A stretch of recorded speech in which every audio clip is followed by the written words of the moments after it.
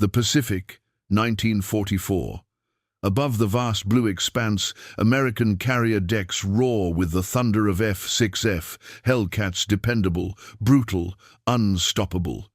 But somewhere beyond the headlines, whispers begin. Pilots talk of a new aircraft being tested back home, something smaller, faster, almost unnatural in its power. They call it the Bearcat. Now imagine this. What if that legend hadn't waited until the war was almost over?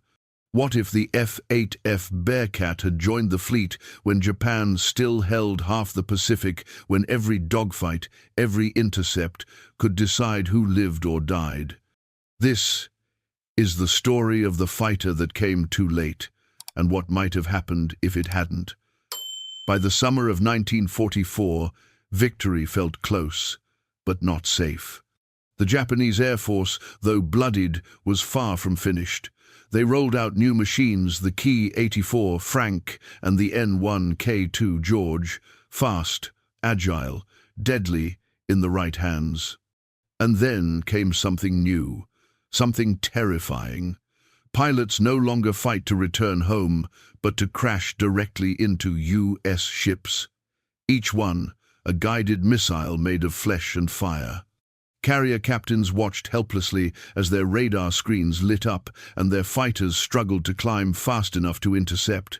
The Navy needed something different, not just a tough workhorse like the Hellcat. They needed a rocket with wings.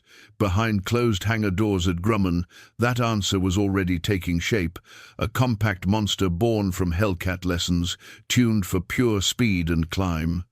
They called it Project G58, but soon it will have a new name, Bearcat. Grumman's instructions were clear. Wrap the smallest possible airframe around the biggest engine we have.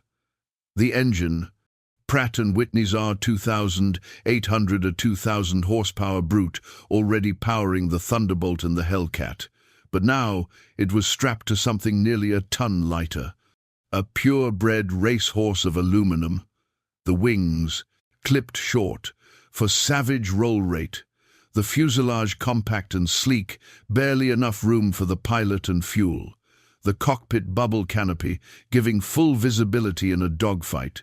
It was built for one thing, domination.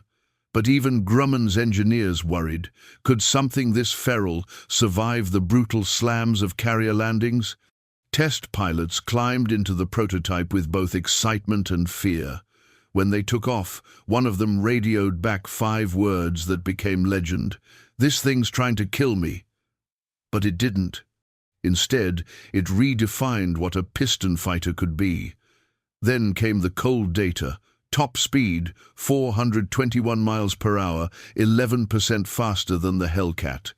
Climb to 10,000 feet? 1 minute, 57 seconds. Nothing else in the Navy could touch that. Its power-to-weight ratio was over 30% higher. It could roll twice as fast as a Zero, turn tighter than a Spitfire, and keep climbing long after both fell away. Pilots who tested it said it accelerated like it was falling off a cliff, and with 4 50-caliber guns, it hit like a thunderclap. Against Japan's newest fighters, the Ki-84 and N-1K2, the Bearcat, would have been untouchable. In every measurable way, it wasn't just an improvement on the Hellcat. It was a different species of fighter altogether. Now let's shift the timeline. It's summer, 1944. Carriers across the Pacific are launching Bearcats instead of Hellcats. Over the Philippine Sea, the Great Marianas Turkey Shoot unfolds, but this time, U.S. pilots are flying machines that can outclimb, outrun, and outturn anything in the air. Dogfights that once dragged into attrition become lightning duels over in seconds. Japanese bombers never reach the fleet. By October, at Leyte Gulf, kamikaze squadrons rose from Luzon. But the Bearcats meet them halfway, slashing through the formations with shocking speed. Each intercept means another ship was saved. Another crew spared the flames. Pilots returned to deck with oil-streaked faces and half-empty ammo belts. Their reports are brief, interceptions successful, no enemy survivors. In this version of history, the Pacific grows quieter, faster, fewer ships sink, and fewer sons don't come home. War is a game of dominoes. Move one piece early and everything changes. With Bearcats in service a year earlier, carrier losses plummeted. Each undamaged ship means more sorties, more pressure on Japan's already starving war machine. Fuel lines are hit faster, airfields wiped out days earlier, and the last Japanese aces, those who once ruled the skies, find themselves hunted from above. Reports begin to reach Tokyo. Enemy fighters now unreachable, our losses catastrophic. Would this have shortened the war? Some historians think so, perhaps by months. Others argue logistics, not air combat, decided Japan's fate. But either way, one truth stands. If the Bearcat had come earlier, the final year of the Pacific War would have looked very different and much less bloody. Yet destiny has its timing. By the time the first Bearcats reached carrier decks in mid-1945, the war was nearly over. And above Europe and California, something new was whispering into history: jets. Germany's Me-262 had already flown combat missions. America's P-80 Shooting Star waited in the wings. The piston age was ending, and the Bearcat, for all its brilliance, was suddenly a masterpiece with no stage. It never fired a shot in anger, never faced the enemies it was built to destroy. It became the final word in piston engine perfection and the first casualty of progress. After the war, those lucky enough to fly, one called it the sweetest handling airplane ever built. It dominated post-war air races, roaring over desert tracks and coastal circuits at speeds no other propeller plane could match. Its DNA shaped early jet designs, the F9F Panther, even the early Cougars.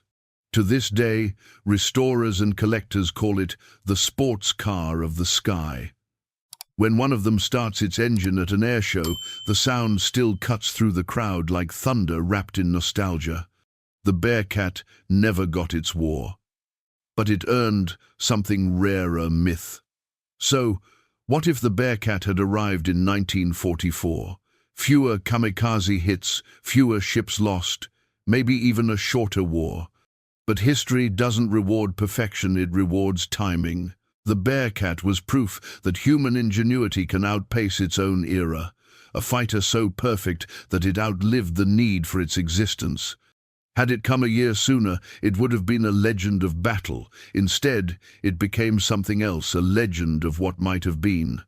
The Bearcat, the last roar of the propeller age, and perhaps the finest fighter that never had a war.